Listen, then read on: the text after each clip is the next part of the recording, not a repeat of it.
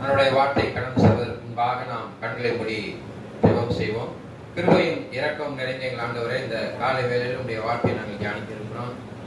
ஆண்டவரே, இந்த வார்த்தைகள் ஒலிபரிப்பு மூலமாய் உள்ளே வெளியே கேட்டுக்கொண்டிருக்கிற பிள்ளைகளுக்கு மிகுந்த ஆசீர்வாதமாய் மாற்றித்தாருங்க. முகநூல் மூலமாக, யூடியூப் மூலமாக பார்க்கிற பிள்ளைகளையும் ஆண்டவரே கிறிஸ்துவுக்குள் வளர உதவி செய்ய தகப்பனே. ஆலயத்துக்குள்ளாக வந்திருக்கிற பிள்ளைகளை ஆசீர்வதிக்க தகப்பனே. இயேசு நான் வேண்டுகிறேன். ஆமென். அல்லேலூயா. Praise father. தேவனோடு ஐக்கியம். யாரோட ஐக்கியம்?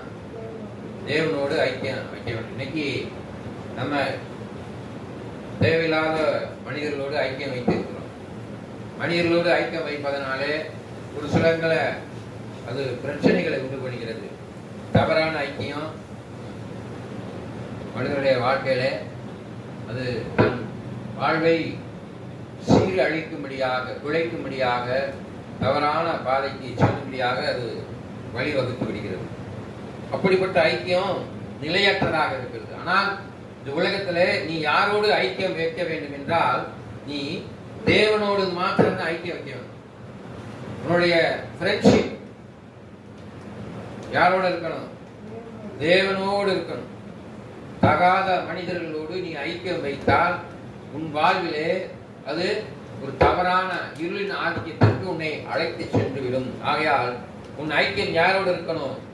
தேவனோடு ஐக்கியம் இருக்க வேண்டும். முக்கியமாக சொல்லுது, தேவ ஐக்கியம் கொள்ளும் தேவன் ஆளுமை தன்மை உள்ளவராக இருக்கிறார்.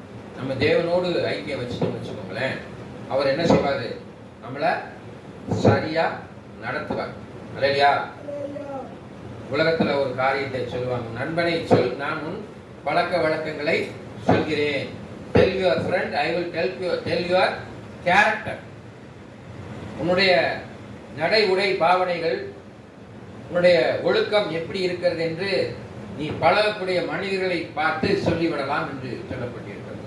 அதனாலதான் பள்ளிக்கூடத்தில் படிக்காத பிள்ளைகளை படிக்கக்கூடிய பிள்ளைகளோடு சேர்ந்து அமரச் செய்து அவர்களோடு படிக்கும்படியாக அவர்கள் என்ன செய்றாங்க? ஸ்டடீஸ் வைக்கிறாங்க. நல்லா படிக்கிற பிள்ளைகளோடு சேர்ந்து படிக்கிற பிள்ளைகளை அமர செய்து அவர்களை படிக்க வைக்க ஆசிரியர் முயற்சி செய்வதை போல தேவன் உங்களுக்கு என்ன செய்கிறாரு? நல்ல வழியை காட்டக்கூடியவராக இருக்கிறார். என்ன வழி? யோவான் 4:14 யோவான் 14:6 சொல்லியிருக்குது, நானே வழியும் சத்தியமும் ஜீவனுமாய் இருக்கிறேன். பிதாவோடு ஐக்கியம். எதுக்கு பிதாவோடு ஐக்கியம் வைக்கணும்? என்ன நோக்கத்துக்காக பிதாவோடு ஐக்கியம் வைக்க வேண்டும்? 1 யோவான் 1:3 பாருங்க. 1 யோவான் 1:3 வாசித்து பாருங்கள். 1 யோவான் 1ஆம் அதிகாரம் 3ஆம் வசனத்தை, நீங்களும் எங்களோடு ஐக்கியம் உள்ளவர்களாகும்படி நாங்கள் கண்டும் கேட்டும் இருக்கிறதை உங்களுக்கும் அறிவிக்கிறோம். எங்களுடைய ஐக்கியம் பாத்தீங்களா? யாரோட இருக்கிறான்? பிதாவோடு இருக்கிறது. அவருடைய குமாரனாகிய இயேசு கிறிஸ்துவோடும் இருக்கிறது. யாரோட இருக்குதான்? பிதாவோடு. இப்ப நான் யாரோட ஐக்கியம் வச்சிருக்கணும்? அதிகமா தேவனோடு, இயேசுவோடு ஐக்கியம் வச்சிருக்கணும். அப்ப போதகரையோட ஐக்கியம் வச்சிருக்கிற இருப்பீர்கள். நான் தேவனோடு சரியான ஐக்கியம் வச்சிருந்தா நான் என்ன செய்ய முடியும்? உங்களை சரியான வழியில நடத்தணும். அங்க 2 ஊழியர்கள் சொல்றாங்க, நாங்க பிதாவோடும் இயேசுவோடு ஐக்கியம் வச்சிருக்கிறோம், அதனால நீங்க என்ன செய்யணும்? எங்களை பார்த்து எங்களோட ஐக்கியம் வச்சுக்கொள்ளணும்.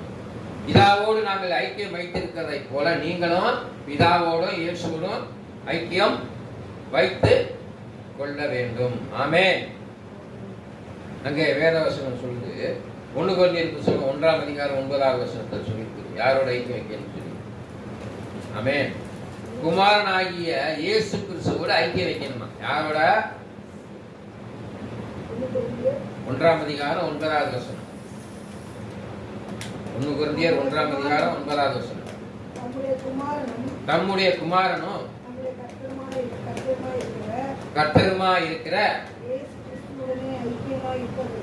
இயேசு கிறிஸ்துவுடனே ஐக்கியமாய் இருப்பதற்கு உங்களை அழைத்த தேவன் உண்மை உள்ளவர்.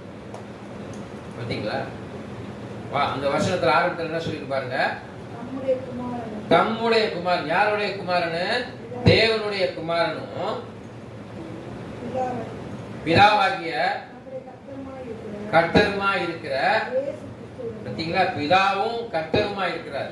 என்னை கண்டவன் பிதாவை காண்கிறான் போல பிதாவும் கர்த்தருமா இருக்கிற இயேசு கிறிஸ்துவோடு நீ ஐக்கியம் வைக்கணும். எதுக்கு ஐக்கியம் வைக்கணும்? நான் சொன்னேன் பார்த்தீங்களா? யோவான் 4 நானே வழியாக இருக்கேன். இந்த உலகத்துல நான் உனக்கு சரியான வழியை காமிப்பேன், தவறான பாதையை நான் காமிப்பதே இல்லை.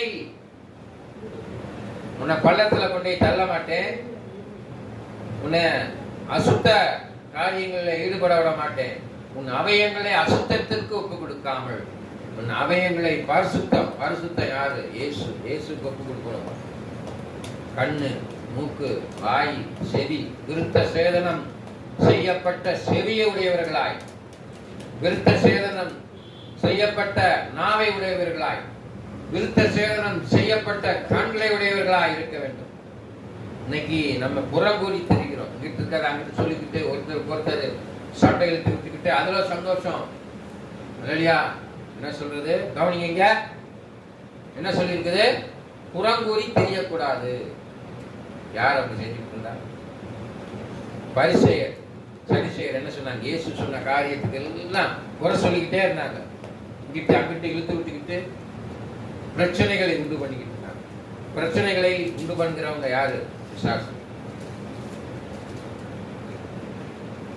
சமாதானம் பண்ணுகிறவர்கள் பாக்கியவான்கள். இன்னைக்கு குடும்பத்துல புருஷன் பொண்டாட்டிக்குள்ள சண்டை வருது. இந்த சண்டை பிரச்சனைய சூரிய அஸ்தமத்துக்குள்ளாக என்ன செஞ்சிடணும்? நிவர்த்தி செஞ்சுவிடும் இல்லையா? தேவப்பிள்ளைகளே, அங்க சொல்றாரு, நான் தான் வழியா இருக்கிறேன், சத்தியமாக இருக்கிறேன்றார். இயேசுதான் என்னவா இருக்காரா? சத்தியமாக இருக்கிறார். உண்மை. சத்தியம் எதை குறிக்கிறது? இயேசு உண்மையா இருக்கிறார். யாருக்கு உண்மையா இருந்தாரு? பிதாவுக்கு உண்மையா இருந்தார். பிதாவுக்கு உண்மையா இருந்த தெய்வம் எதுக்காக வந்துச்சு? உங்களுக்காக வந்துச்சு. அவர் பிதாவுக்கு உண்மையா இருந்து தேவ சித்தத்தை பூமியில செய்து முடித்தார். அப்ப அவர் பரமேறிய போது நான் உங்களுக்கு ஒரு தேற்றவாளனை வச்சிருக்கிறேன், அந்த தேற்றவாளன் என்னவா இருக்கிறார்? உங்களுக்கு உறுதுணையாக இருக்கிறார் என்று சொல்லி அவர் மேல போயிட்டார். அப்ப பிதாவுடைய சித்தத்தை உண்மையாக செய்து முடித்த இயேசு தன் வேலையை செய்து முடித்து மேலே சென்றுட்டார். இனி அடுத்து உங்களுக்கு ஒருத்தர் விட்டுட்டு போயிருக்காரு. இந்த பரிசுத்த ஆவியானவர் துணை கொண்டு அறிவாக எண்ணமாக நீங்க செயல்படுறீங்களா? யாரெல்லாம் பரிசுத்த ஆவியானவருக்கு உண்மையா இருக்கிறோம் யோசிச்சு பாருங்க. உங்களுக்குள்ள எப்படிப்பட்ட ஆவி இருக்கிறது? பரிசுத்த ஆவி உங்களை ஆட்கொண்டு இந்த பரிசுத்த ஆவிக்கு நீங்க உண்மையா இருக்கணும் அல்லையா? அப்பனாத்தான் உங்களுக்கு வாழ்க்கையில உன் ஐக்கியம் சரியா இருக்கும் அல்லையா? இல்லைன்னா உன் ஐக்கியம் எப்படி இருக்கும்? தவறான பாதையில் இருக்கும். There is a two kinds of spirit in this world. ஒன்னு வந்து satanic spirit, ஒன்னு வந்து holy spirit. Which spirit you are having? என்ன ஆவி உங்களுக்குள்ளாக இருக்கிறது? வேசித்தனத்தின் ஆவி, அசுத்தத்தின் ஆவி, காமத்தின் ஆவி, காம விகாரத்தின் ஆவி, பொய் சொல்லும் ஆவி, புறங்கொலியும் தெரியும் ஆவி, நிறைய ஆவி இருக்குது. எப்படிப்பட்ட ஆவியை உடையவர்களாக இருக்கிறீர்கள்? இயேசு பரிசுத்தாவினால் கற்பந்தரிக்கப்பட்டு இந்த உலகத்திலே பரிசுத்தமாக ஜீவித்ததை போல நீங்களும் பரிசுத்தாவினால் நிரம்பப்பட்டிருக்கணும். எழுதி போட்டிருக்கணும். அந்த பக்கத்தில் உன்னுடைய குறிப்பிட்ட இடது பக்கத்தில் போட்டிருக்கணும். பரிசுத்தம் இல்லாமல் ஒருவரும் தேவனை தரிசிக்கவே முடியாது அல்லையா? நீ கடவுளை பார்க்கணும்னா நீ பரிசுத்தமா இருந்தாதான் பார்க்க முடியலன்னு நீ பார்க்க முடியாது. அப்ப உன் ஐக்கியம் யாரோட இருக்கணும்? தேவனோடு இருக்கணும். அவர் வழியாக இருக்கிறார், சத்தியமாக இருக்கிறார், ஜீவனாக இருக்கிறார். அந்த ஜீவன் உனக்குள்ள இருக்குது. எங்க வாசிக்கிறோம்? யோவான் புத்தகத்துல வாசிச்சிருக்கிறோம். வாசிங்க. யோவான் 1ஆம் அதிகாரம் 1ஆம் வசனத்திலிருந்து வாசிங்க. யோவான் 1ஆம் அதிகாரம் 1ஆம் வசனத்திலிருந்து வாசிங்க. ஆதியிலே வார்த்தை இருந்தது, அந்த வார்த்தை யாரிடத்துல இருந்துச்சா? தேவனிடத்துல இருந்துச்சு. அந்த வார்த்தை தேவனாய் இருந்தது. வாசிக்க. ஆதியிலே தேவனோடு இருந்தார், சகலமும் அவர் மூலமாய் உண்டாயிற்று. அப்புறம் அவருக்குள் என்ன இருக்குது? ஜீவன் இருந்தது. யாரு? சகலத்தை உண்டாக்கினவருக்குள்ளாக ஜீவன், உயிர் இருந்துச்சு. தெய்வத்துக்குள்ளாக உயிர் இருக்கிறது. ஆமென். அது உயிர் அற்றர் அல்ல. கண் இருந்தும் பார்க்காது, வாய் இருந்தும் பேசாது, செவி இருந்தும் கேட்காது, கைகால் இருந்து நடக்காது. ஆனா இந்த தெய்வம் உயிர் இருந்தது. அந்த உயிர் எதுக்குள்ள இருக்கான்? மனுஷனுக்கு ஒளியா இருக்குது. அந்த ஜீவன் உள்ள இது மனுஷனுக்கு ஒளியா இருக்கு. அந்த ஒளி அதான் எழுந்து பிரகாசி உன் ஒளி வந்தது. அப்ப ஐக்கியம் யாருக்குள்ள? ஜீவனுள்ள தேவனுக்குள்ள இருக்கணும். அதான் அவர் ஜீவனாக இருக்கிறார். வேதத்தை வாசிக்கிறோம். ஆவியானுடைய ஐக்கியம் வெளிப்படுத்த சுவிசேஷகம் 3:20 வாசிப்பார்கள். குமாரனுடைய ஐக்கியம் வெளிப்படுத்தின சுவிசேஷகம் 3ஆம் அதிகாரம் 20ஆம் வசனத்தை வாசிங்க. இதோ வாசற்படியில் இருந்து யார் தட்டுறாரு? உன் வீட்டு வாசற்படியில நின்று இயேசு தட்டுறாரு.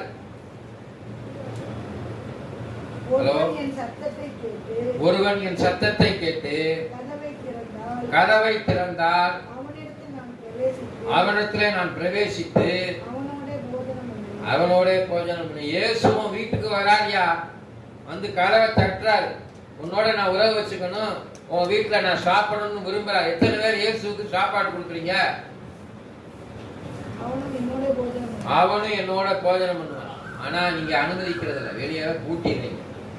உங்க வீட்டுக்குள்ள வராதபடி வாதை உன் கூடாரத்தை அணுகாது, பொல்லாப்பு உனக்கு நேரிடாது. ஆமென்.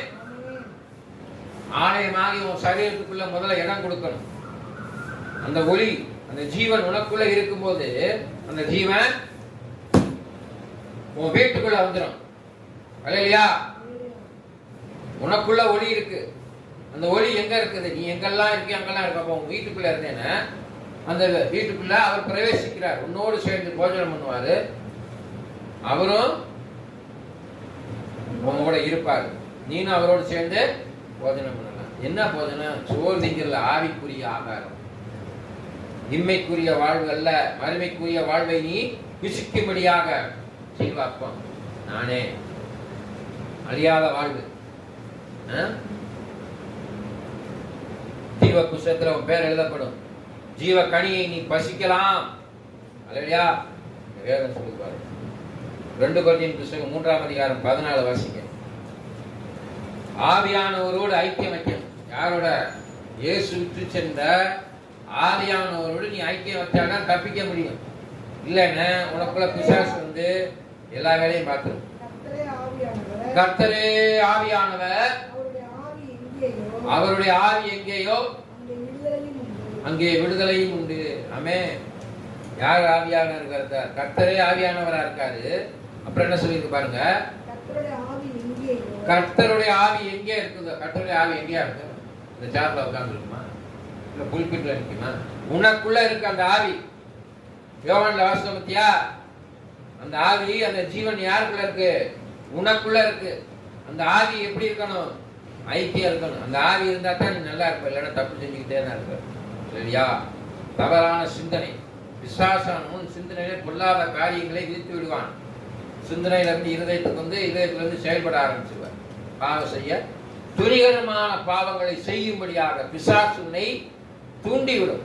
பேச்சிலே, செயலிலே, எண்ணத்திலே, நடத்தையிலே இருள் ஆதிக்கம் உன்னை ஆட்கொள்ளாதபடி ஆவியானுடைய பரிசுத்த ஆவியானுடைய ஐக்கியம் நோடு இருக்குமானால் தீங்கு செய்ய விரைந்தோடும் கால்களை ஆண்டவர் தரித்து போடுவார். ஆமென். அல்லேலூயா. அப்புறம் வாசிங்க. அங்கே பிலிப்பியர் புத்தகம் 2ஆம் அதிகாரம் 1-2 வாசிங்க. ஆதலால் கிறிஸ்துவுக்குள் யாதொரு ஆறுதலும் அன்பினாலே யாதொரு தேர்தலும் ஆவியின் யாதொரு ஐக்கியமும் யாதொரு உருக்கமான பட்சமும் இரக்கங்களும் உண்டானால் நீங்கள் ஏக சிந்தையும் ஏக அன்புள்ளவர்களாயும், பார்த்தீங்களா? ஏக சிந்தனையும் ஏக அன்புள்ளவர்களாயும் இசைந்த ஆத்துமாக்களாய் ஒன்றையே இசைந்த ஆத்துமாக்களாய் ஒன்றே சேர்ந்து. எங்க இசைந்திருப்பீங்க? பரிசுத்தவான்களாய் கூடி முழங்கால் படியிட்டு உள்ளான மனுஷனை பலப்பட்டு வேரூண்டி நிலை பெற்றவர்களாய் அறிவுக்கெட்டார் அந்த அன்பை அழிந்து கொள்ள அனுகிரகம் செய்ய வேண்டும் என்று வேண்டிக் கொள்வீங்க. அங்கதான் இசைந்து என் சந்தோஷத்தை நிறைவாக்குவேன். பரிசுத்தவான்கள் உனக்குள்ளாக பரிசுத்த எங்க போனாலும் பரிசுத்தவான்களாய் கூடுவேன். ஆமென். பரியாசக்காரன் உட்காரும் இடத்தில் உட்காராமலும் இரவும் பகலும் கர்த்தருடைய வேதத்துல தியானமா இருக்கிற மனுஷன் பாக்கியவான். இப்போ உன்னுடைய ஐக்கியம் எப்படி இருக்குது? பூரா குடிகார பயலோடையும் உபச்சார பாவம் செய்கிறவரோடையும் கொலை செய்கிறவனோடையும் ஐக்கியம் இருக்குமானால் நீனும் அப்படிப்பட்டவனா இருப்ப. தாயை போல பிள்ளை, நூலை போல செயல. ஆமென். நான் எப்படி இருக்கணும் அது மாதிரிதான் என் பிள்ளைய இருக்கும். என்னுடைய நடை உடை பாவனைகளை பார்த்து என் பிள்ளைகள் அதை போலதான் செயல்படும். அல்லையா? சோ எனக்கு யார் ரோல் மாடலா இருக்கணும்? இயேசு கிறிஸ்து ரோல் மாடலாக இருந்து அவரை போல சொல் செயல் சிந்தனை எல்லாவற்றிலும் இயேசு கிறிஸ்து நிறைந்திருந்து நான் அவரை போல அவருடைய அன்பை வெளிப்படுத்துவேன். ஆனால் என்னுடைய பிள்ளைகளும் அவரை போல வெளிப்படுத்துவேன். ஆமென். ராஜரிக பிரமாணமாகிய உன்னை போல் பிறனை நேசிக்கின்ற வாக்குத்தத்தத்தின்படி அன்பு கொண்ட மகனாக இயேசுவை போல பொறுமையா இருக்கும். அல்லேலூயா. அங்கே வேதம் சொல்லுது, நாம் பார்க்கிறோம், திருவிருந்தின் வழியாக ஐக்கியம் வைக்கிறோம். யார் வழியாக? திருவிருந்து வைக்கிறது தான் ரொம்ப முக்கியம். எப்பெல்லாம் இயேசு நாமத்தினாலே கூடுகிறீர்களோ அப்பெல்லாம் திருவிருந்து கொள்ளணும்னு நினைக்கிறானா நம்ம மாசத்துல ஒரு தடவை தான் வைக்கிறோம். அதையும் நம்ம என்ன செய்யறோம்? பயபக்தியோடு எடுக்கிறோமா என்று உங்களுக்கு தான் தெரியும், எனக்கு தெரியாது. அல்லையா? அங்கே வாசி பாருங்க, 1 கொரிந்தியர் புத்தகம் 10ஆம் அதிகாரம் 16-17 வாசி பார்த்தீங்கன்னா அதில் சொல்லியிருக்கோம். 1 கொரிந்தியர் புத்தகம் திருவிருந்தின் மூலமாக நாம் ஐக்கிய வைக்கும் முறையாக அது இருக்கிறது என்று சொல்லப்பட்டிருக்கிறது.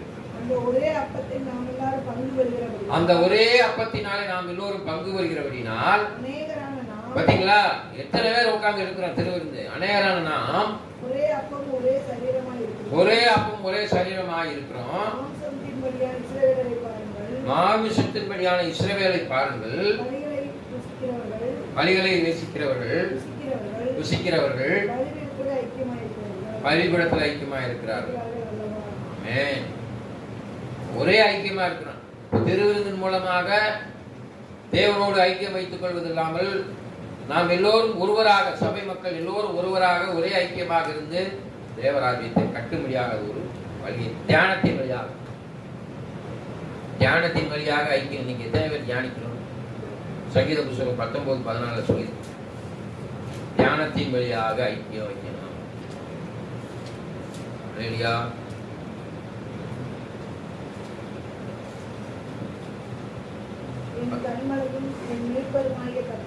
என் கண்மலையும் என் மீட்பருமாகிய கர்த்தாவே, என் வாயின் வார்த்தைகளையும் பாருங்களா, என் கண்மலையும் என் மீட்பருமாகிய கர்த்தாவே, என் வாயின் வார்த்தைகளும் என் இருதயத்தின் தியானமும் பாத்தீங்களா பிரதியாக இருக்கணும். பிரதி இப்ப கேலண்டர் ஒரு பிரதி, என் கிருபை உனக்கு போதும் அப்படின்னு சொல்லிக்கலாம், அது ஒரு பிரதியை அடிச்சு வச்சிருக்கணும். அப்ப இருதயத்தின் தியானம் அப்படியே பதிஞ்சு அப்படியே பிரதியா தெரியணும், பிட் நோட்டீஸ் மாதிரி தெரியணும், பிரதியாக இருக்கணும் தியானம். அல்லையா? அங்கே சங்கீதம் 139-17-18 வாசிப்பாரு. சங்கீதம் 139-17-18. ஆமென். பாத்தீங்களா யாருடைய ஆலோசனை? தேவனுடைய ஆலோசனை மிக அருமையானது. இன்னைக்கு மனுஷன் அவனுக்கு தப்பா சொல்லி கொடுப்பான், தவறான பாதையில நடத்துறோம். ஆமென். ஆஹா, அவர்கள் தொகை எவ்வளவு! ஆண்டவர்கள் சொல்ற ஆலோசனை அவை தொகை எவ்வளவு, அதை எண்ணி பார்க்கவே முடியாது. மணலை பார்க்கலாம் அதிகம். கடல் இருக்கிற மணலை என்ன முடியுமா? என்ன முடியாது. உன் கையில ஒரு மண்ணை அள்ளி அதை என்ன முடியுமா? முடியாது. ஆமென். விழிக்கும் போது நாம் மண்டையில இருக்கிறோம். ராத்திரி தூங்கிட்டு காலையில எத்தனை பேர் எந்திரிக்கணும்? தேவன் உங்கள் மீது கிருபையா இருக்கிறதுனால உங்களுக்கு இன்னைக்கு எந்திரிச்சு இந்த ஆலயத்துக்குள்ள ஆண்டவரை துதிக்கும்படியாக, ஆண்டவரை சொல்லும்படியாக எத்தனை பேர் ஆண்டவருக்கு நன்றியா இருக்கிறீங்க? உங்க ஐக்கியம் எப்படிப்பட்டதா இருக்கிறது? எங்கே அமர்ந்திருக்கிறீர்கள், எங்கே போகிறீர்கள், எங்கே வருகிறீர்கள் என்று பார்த்து கொண்டே இருப்பாரு. எத்தனை பேர் பைபிள் வாசிக்கணும்? இரவு பகல் வேதத்தில் தியானமாக இருக்கிற மனுஷன் பாக்கியவான். பரியாசக்காரர் உட்காரும் இடத்தில் உட்காரவன் இரவு பகல் வேதத்தில் தியானமாக இருக்கிற மனுஷன். இன்னைக்கு எங்க பார்த்தாலும் அல்லேலூயா தவறான இடங்களிலே உட்கார்ந்து தவறான செயல்களை செய்து பெண்களும் ஆண்களும் லௌகீக காரியத்தில் ஈடுபட்டு ஜெபத்தின் வழியாக, எதன் வழியாக? ஜெபத்தின் வழியாக நீ தேவனோட ஐக்கியம் வைத்துக் கொள்ள முடியும். சங்கீதம் 42:8 வாசி. ஆமென்.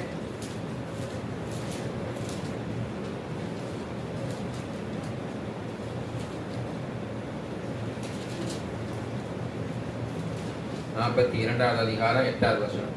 ஆயினும் கர்த்தர் பகற்காலத்திலே ஆயிலும் கர்த்தர் பகல் காலத்திலே நமது கிருபையை கட்டளையிடுகிறார். நமது கிருபையை கட்டளையிடுகிறார். ராக்காலத்திலே அவரை பாடும் பாட்டு என் வாயில் இருக்கிறது.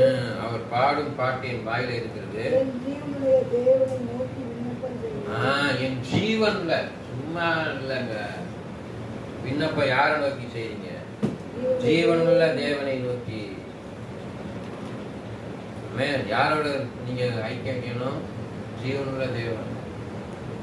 ஜீவனுள்ள தேவன் யார் என்று உங்களுக்கு தெரியும். அந்த ஜீவனுள்ள தேவனை நோக்கி உங்க விண்ணப்பம் ராத்திரியில இருக்கணும். ஆண்டவரே, அதிகாலை வேளையிலே கர்த்தரை துதிக்கும் திதியோடு எழுந்திருக்க கிருபை செய்யுங்க. எத்தனை பேர் ஜெபம் பண்றீங்க? ராத்திரி படுக்கும்போது, ஆண்டவரே நான் காலை வேளையிலே நீ துதிக்கும் திதியோடு எழுந்திருக்க கிருபை செய்யுங்க. ஜெபம் பண்றோமா? இருந்தாலும் தேவ கிருபை இருக்கு. இருக்கிறனால காலையில் எழுந்திரிச்சு ஜெபம் பண்ணணும். வேதம் சொல்லுது, அதை எதிர்பார்க்கிறார். அங்கே பிலிப்பியர் 4ஆம் அதிகாரம் 6-7. பிலிப்பியர் 4ஆம் அதிகாரம் 6-7.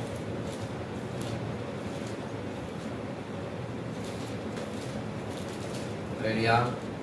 நீங்கள் ஒன்றுக்கும் கவலைப்படாமல் பார்த்தீங்களா? நீங்கள் ஒன்றுக்கும் கவலைப்படாமல் எல்லாவற்றையும் குறித்து உங்கள் விண்ணப்பங்களை சோத்திரத்தோடு கூடிய ஜெபத்தினால் வேண்டுதலால் தேவனுக்கு தெரியப்படுத்துங்கள். இது 6வது அதிகாரம் சொல்லியிருக்கு. என்னத்தை சொல்லியிருக்குது? நீங்கள் ஒன்றுக்குமே கவலைப்படாதீங்க. எதை குறித்து கவலைப்படுவதனால ஒரு முளத்தை கூட்டவோ குறைக்கவோ முடியாது. அதனால கவலைப்படாத. நீ என்ன செய்யணும்? எல்லாவற்றை குறித்தும் வாழ்க்கையில் என்னென்னலாம் தேவையோ எல்லாவற்றையும் குறித்தும் விண்ணப்பங்களோடும் சோத்திரத்தோடும் ஆண்டவருக்கு கூடிய ஜபத்தினாலே நான் சொல்லி ஐக்கியம். எதனால? ஜபத்தினால். சோத்திரம் ஐக்கியம். தேவநாம மைப்படும்படியும் சந்தோஷத்தால ஜபத்தினால அவருக்கு தேவனுக்கு தெரியப்படுத்துங்கள். 7 என்ன சொல்லியிருப்பாங்க?